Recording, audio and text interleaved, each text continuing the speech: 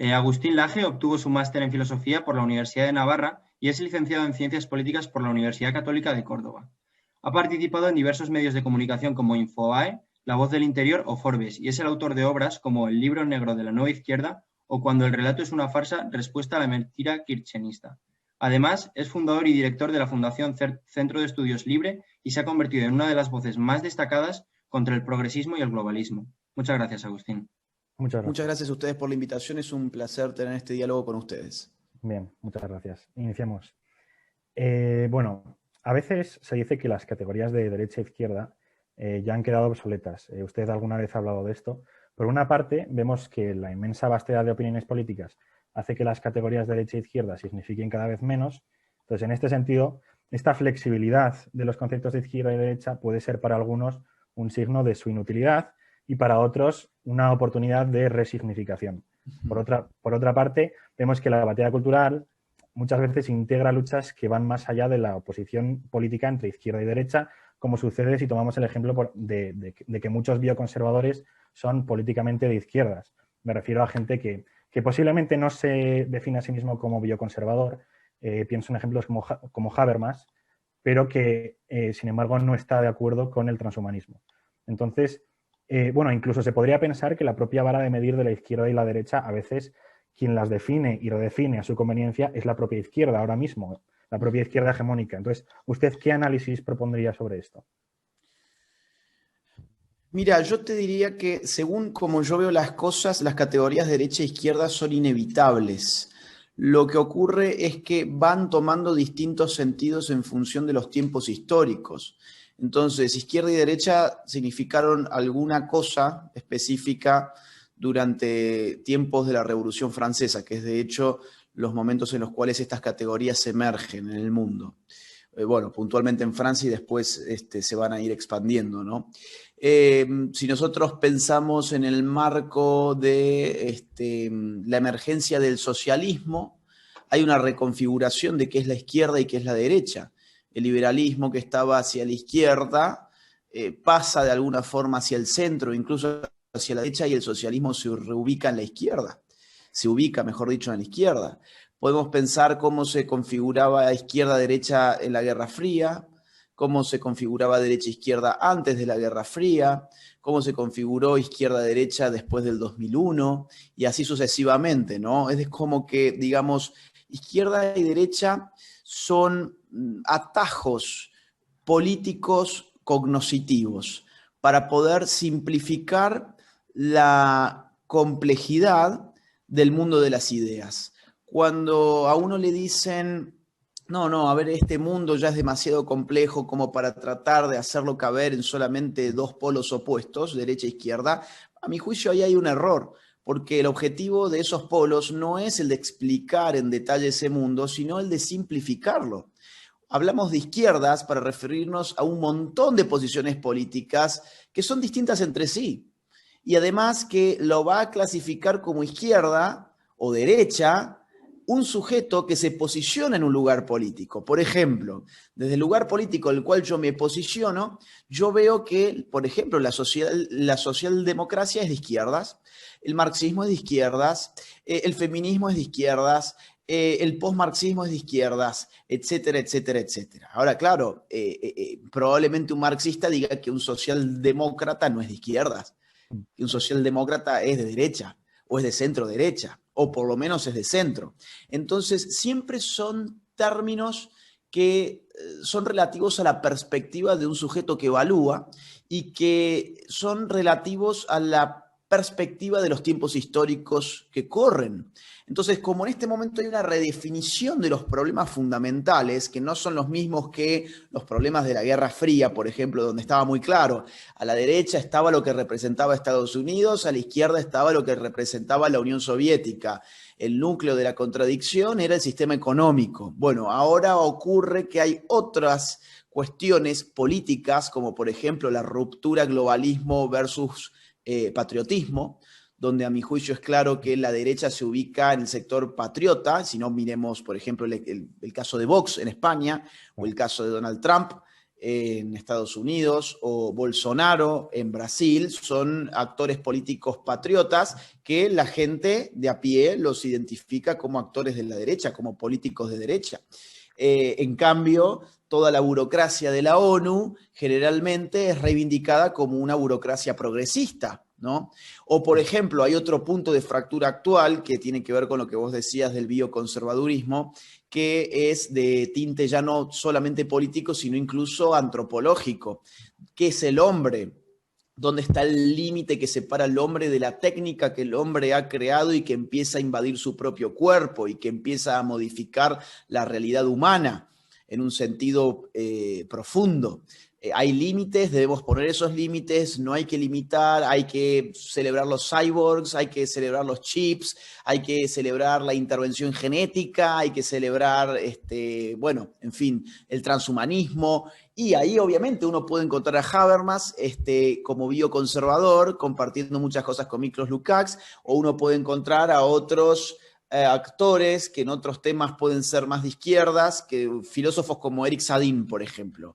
Filósofo muy, muy interesante que ha tenido un giro desde un poshumanismo a una defensa muy consciente del humanismo europeo y ahora es antitranshumanista. Es muy interesante lo que ha pasado.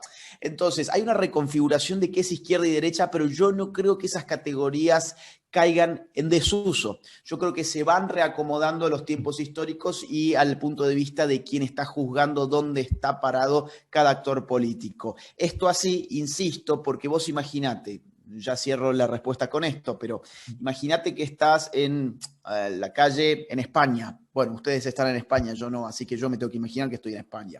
Y me tomo un taxi y al taxista le digo, oiga, a ver, explíqueme un poco de política española. Yo sé que hay dos polos opuestos en este momento, que son Santiago Abascal por un lado y por el otro lado, bueno, con Vox, y por el otro lado Pablo Iglesias con Podemos. ¿Usted me diría cuál de los dos es patriota y cuál de los dos es globalista? ¿O cuál de los dos es bioconservador y cuál es transhumanista? Y el tipo no va a tener idea. O sea, es muy difícil que él vaya a tener claro eso. Pero si al revés yo le digo, ¿usted me podría decir cuál es de derecha y cuál es de izquierda?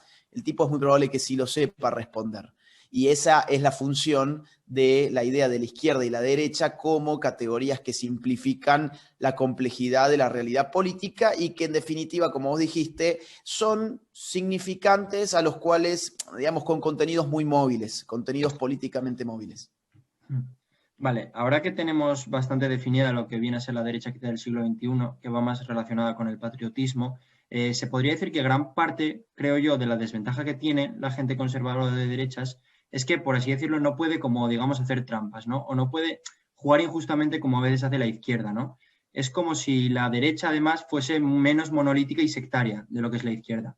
Es como entre nosotros discutimos porque, pues, en ocasiones no pensamos lo mismo y porque, al fin y al cabo, pues, nuestra reflexión sale desde el naturalismo, desde un punto natural y no desde una ideología. Mientras que la izquierda muchas veces, como si yo hubiese pasado ese, digamos, lavado de cerebro o ese adoctrinamiento previo en algunas ocasiones y en muchas ocasiones viniese ya en un pack, ¿no? Pues cosas como el feminismo, el marxismo, el antiespecismo, que en principio no tienen por qué tener cosas nada que ver entre ellas. Entonces, ante esta desventaja, ¿qué podemos hacer nosotros los que nos consideramos conservadores? A ver, sí, efectivamente esa desventaja es más profunda de lo que parece. Incluso es una desventaja respecto a cómo uno mira el mundo. La izquierda ha mirado siempre el mundo en un clave internacionalista, universalista, globalista, diríamos hoy. Eso le ha permitido llevar adelante causas con la esperanza de que terminen contagiando en todo el mundo. Es decir, aquello de proletariados del mundo unidos, de Marx, ¿no? Era ver un sujeto político por fuera de los límites nacionales. El obrero, la clase obrera se tiene que unir independientemente de su nación. Lo mismo se puede decir de la causa feminista que has mencionado. Digo, mujeres hay en todos los pueblos, en todas las naciones. Entonces se puede articular al sujeto femenino políticamente para que responda a una agenda determinada. Lo mismo podemos pensar con los homosexuales, etcétera, etcétera, ¿no? Entonces la izquierda ha contado con esa ventaja que es que siempre ha mirado por fuera de los límites nacionales y por lo tanto siempre ha creado estructuras supranacionales a partir de las cuales llevar adelante políticas que son globales. Las internacionales socialistas, por ejemplo, el propio nombre te lo dice, ¿no? La primera internacional, la segunda internacional, la tercera internacional, etcétera, ¿no? Hoy podríamos decir la ONU cumple más o menos esa función. En cambio, la derecha siempre se ha recluido dentro de las fronteras de su propio Estado-nación. Por ejemplo, voy a traer un caso muy, muy de ahora, ¿no? Bueno, muy que acaba de terminar, en verdad, que es el Make America Great Again de Donald Trump. O sea, vamos a hacer de nuevo grande, no el mundo, no es proletariados del mundo unidos para hacer la revolución proletaria en todas partes. No, de hecho, Donald Trump fue muy aislacionista en política exterior en muchos casos, ¿no? De hecho, fue el primer presidente, tengo entendido que desde la Primera Guerra Mundial, que no inició una guerra, ¿no? Entonces, ahí hay un problema enorme, que es que la izquierda tiene estructuras de articulación política de todos los niveles, incluso en América, en la Hispanoamérica, o mejor dicho, en Iberoamérica, ha estado el Foro de San Pablo, ha estado ahora desde julio del año 2019 el Grupo de Puebla. Entonces siempre encontramos estas usinas de articulación política en las izquierdas de las cuales la derecha carece. Vox es para España, España para los españoles, ya está. O sea, me puede inspirar a mí aquí en Argentina, pero yo no me voy a movilizar a favor de Vox. Ahora, si el feminismo de España inspira a las feministas de Argentina o a las mujeres de Argentina, es posible que las mujeres de Argentina se movilicen de manera idéntica como se movilizan las feministas de España, que es de hecho lo que ha pasado. Entonces, ahí hay un límite importante que es, digamos, no saber congeniar el patriotismo con una realidad globalizada que, bueno, a ver, en pos del realismo político no puede ser despreciada. Lo que tiene que hacer la derecha es mantener sus lealtades patrióticas, pero al mismo tiempo empezar a generar sinergia internacional. Foros de articulación política en donde, bueno, esté la gente de Vox, esté la gente de la derecha de Argentina de NOS, donde estén los derechistas de México, donde esté la derecha peruana, donde esté la derecha norteamericana y así sucesivamente, ¿no? Entonces, porque digamos, si no va a ser imposible combatir encapsulados en los estados-nación a un enemigo que es global. Entonces yo creo que esa sería un poco la respuesta que yo daría a todo esto. Y por otro lado, también es cierto que la izquierda tiene un montón de divisiones, que es lo otro que vos has hecho referencia, pero que después actúan en bloque, porque se han peleado históricamente, las izquierdas se han peleado históricamente, se han matado entre ellos, pero han llegado a un punto de la historia en el cual entienden que pueden ser un montón de facciones, un montón de causas y subcausas, grupos y subgrupos, pero a la hora de actuar políticamente tienen que plantear una estrategia hegemónica. Eso es Ernesto Laclau y Chantal Mouffe, ¿no? Hegemonía y estrategia socialista. Su libro del año 1985, o sea, ya tiene sus buenos años. En cambio, la derecha tiene muchas fracturas, pero no ha sabido todavía cómo articular las diferencias y potenciar las coincidencias, y por eso es que tenemos a tradicionalistas por un lado que acusan a, no sé, a liberales conservadores por otro lado, que a su vez acusan a los patriotas por otro lado, que a su vez acusan a los conservadores por otro lado, y así sucesivamente al infinito, ¿no?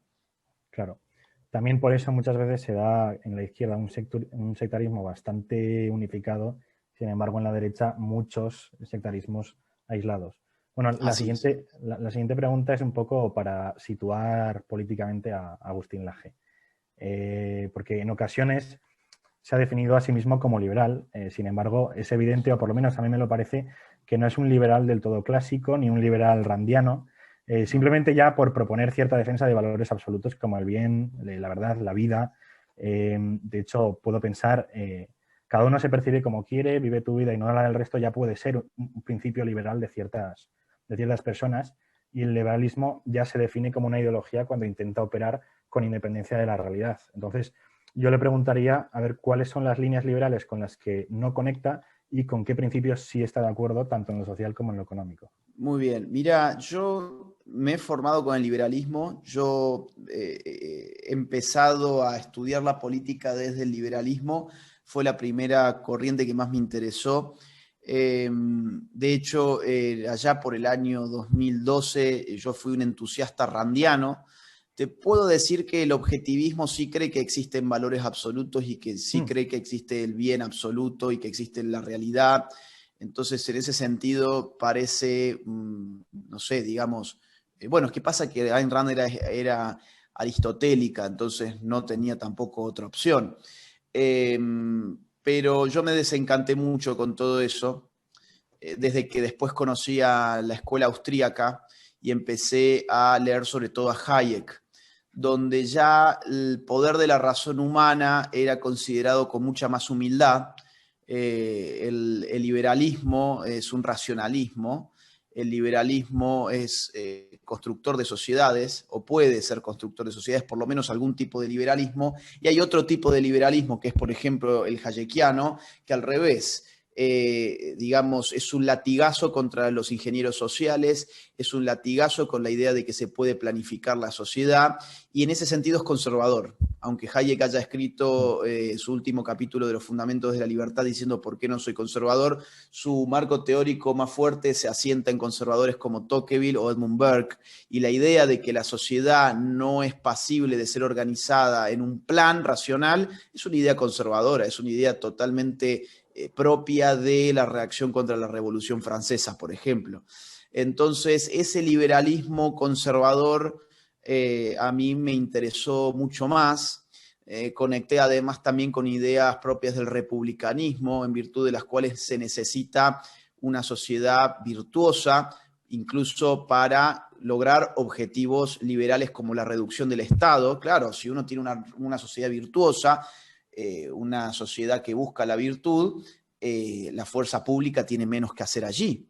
Incluso más, después pude comprender también que cierta homogeneidad moral tradicional, y esto lo dice muy bien Hayek, que tanto en La fatal arrogancia como en los fundamentos de la libertad, cierta homogeneidad moral y tradicional es un buen indicio de la poca necesidad que haría falta en tal situación de hacer intervenir al Estado, porque los privados ya coinciden en una visión del mundo, siguen sus tradiciones que se reproducen automáticamente y la fuerza pública está allí en un sentido más bien lockeano, digamos, ¿no? Entonces, esa es la vertiente que a mí más me ha tocado, y después también obviamente vertientes un poco más conservadoras, por ejemplo la de Michael Oakeshott, su texto Racionalismo en Política. O sea, Hayek se queda corto con su ataque al racionalismo si uno lo compara con Michael Oakeshott, que fue un gran conservador de, si mal no recuerdo, de Oxford en Inglaterra.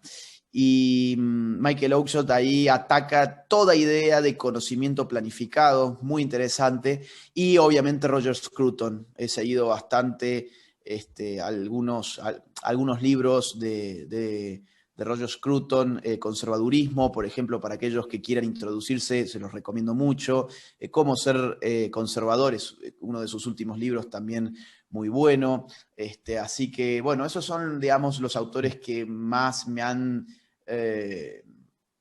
formado a mí en mis ideas. Y después he gastado la mayor parte de mi tiempo no leyendo autores con los que coincido, sino con los que no coincido, porque la verdad es que el 90% de mi biblioteca son autores de, digamos que a grandes rasgos diríamos de izquierdas.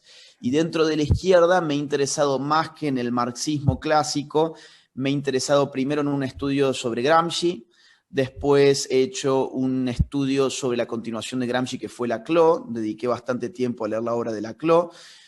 Después hice un estudio sobre la escuela de Frankfurt y especialmente sobre Herbert Marcuse.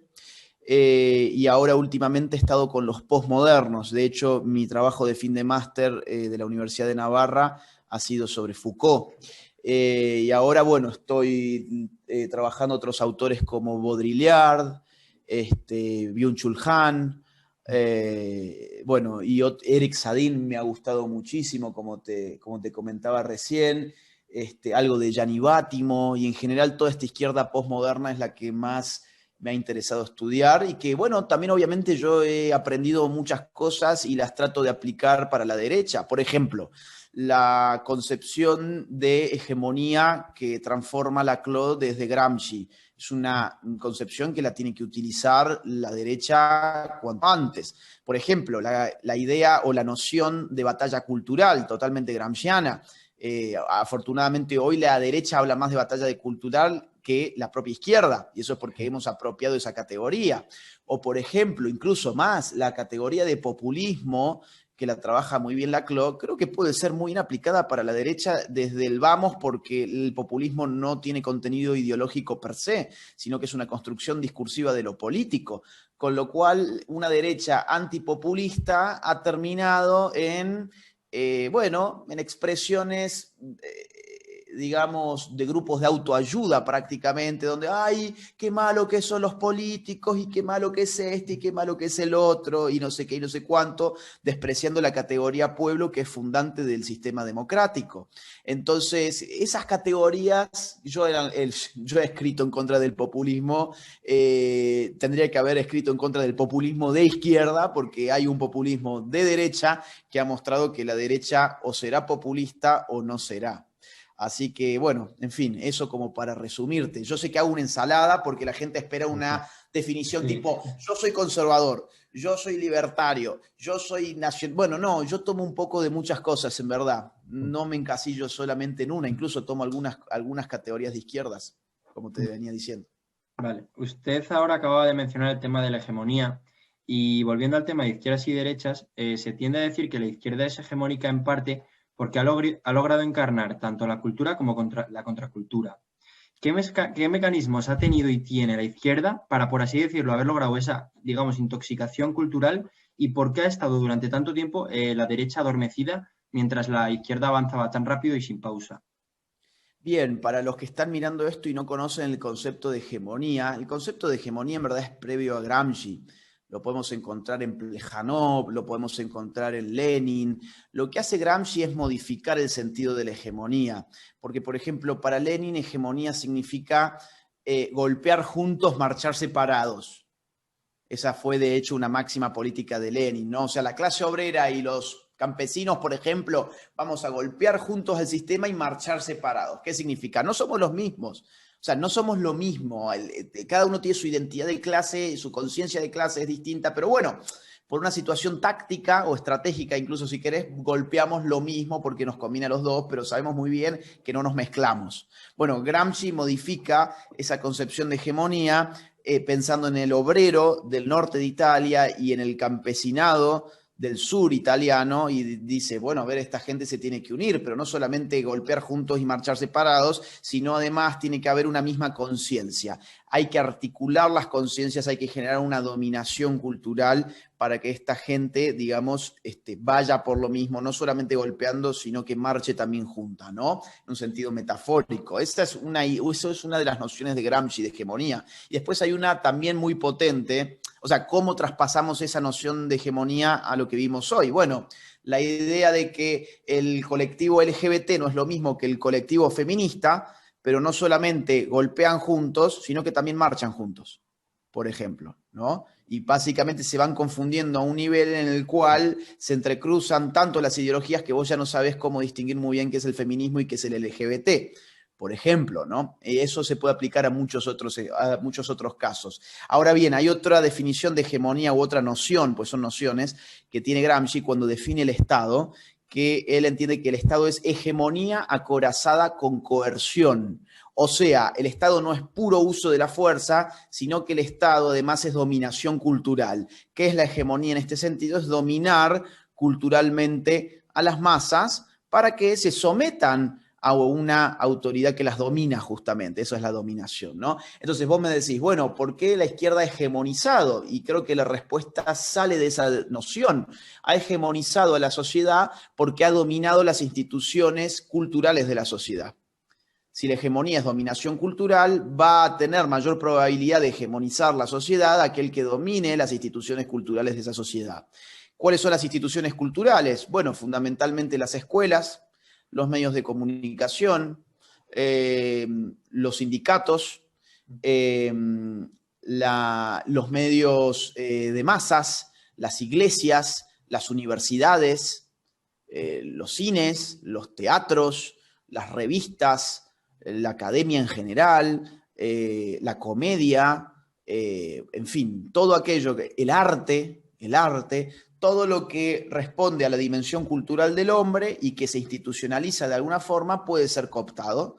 Y ahí es donde la izquierda se ha metido y lo ha cooptado muy bien, sobre todo después del fracaso que tuvieron las revoluciones marxistas en la primera mitad del siglo XX. Ahora bien, ¿por qué la derecha no se metió en todo eso? Bueno, porque ya algo mencioné anteriormente, lo cierto es que la Guerra Fría fue fundamentalmente un conflicto de tipo económico. Hay quienes dicen, no, en la Guerra Fría se disputaba la democracia o el autoritarismo como sistemas políticos. No, mentira. De hecho, Estados Unidos apoyó dictaduras en la medida en que fueran dictaduras que mantuvieran el sistema capitalista en pie. Entonces, ¿qué fue lo que se disputó en la Guerra Fría? Fundamentalmente, economía de mercado o economía planificada. Punto final. Entonces, ¿a qué se dedicó la derecha durante todo el siglo XX? A hablar sobre temas económicos, peleándose obviamente contra el Marx del capital, sobre todo, y contra Keynes. Ahora bien, después del Marx del capital, tenemos la gente que recupera el joven Marx, al Marx de los manuscritos filosóficos, por ejemplo, y ahí aparece, y que los mezclan además con Freud, por ejemplo, la Escuela de Frankfurt, donde empieza, digamos, a ver que la superestructura, o sea, en la dimensión cultural de la sociedad, había un montón de cosas para analizar, para hacer, para extraer. Empiezan a hacer sus investigaciones sobre los medios masivos, sus investigaciones sobre la radio, sus investigaciones sobre el arte, sus investigaciones sobre el cine, sus investigaciones sobre la sexualidad. Esto lo hacen casi... bueno, alrededor de los años 30, desde la Escuela de Frankfurt, sus investigaciones sobre el feminismo, o sea, sobre temas que hoy diríamos son temas feministas. Entonces ahí es cuando la izquierda expande su agenda temática y la derecha dirá, bueno, estos son estupideces, nosotros... entonces la derecha va a decir, no, estas son estupideces, lo que uno tiene que hacer acá es realmente dar una respuesta a los conflictos económicos, y lamentablemente la derecha no ha podido salir de esa lógica de Guerra Fría y recién ha empezado a salir hace muy poco tiempo, cuando tomó conciencia de que la cultura era importante, pero tomó conciencia en un momento en el cual ya todo el paisaje cultural está dominado por la izquierda, ¿no? Hay un libro muy bueno que se llama El cierre de la mente moderna, cuyo título original en inglés es The Closing of American Mind, de Alan Bloom, donde él ya en los 80 describe cómo la universidad estadounidense está podrida, está inundada por izquierdismo, y aún así en aquella época, si mal no recuerdo, digamos, cada 3 profesores de izquierdas había uno de centro o más o menos conservador, y hoy por cada 6 profesores izquierdistas hay uno de centro. ¿Ok? Entonces la situación se ha agravado enormemente desde entonces.